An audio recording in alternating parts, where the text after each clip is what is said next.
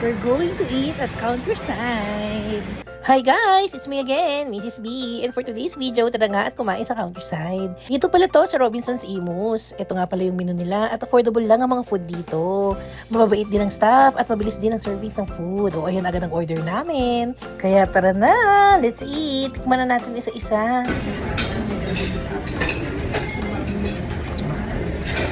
Napakasungsok.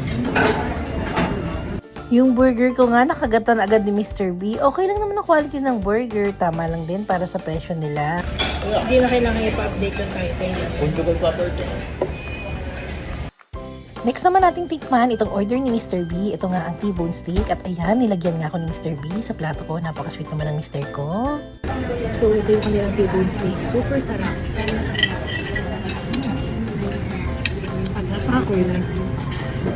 Okay. Tikman natin ang kanilang tuna steak.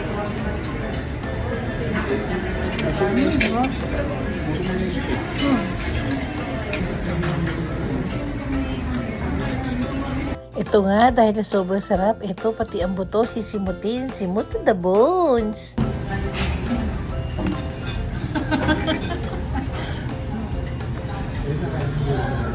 Ayun na, thank you for watching. Bye! Try nyo naman dito sa Countryside. Marami rin silang branches.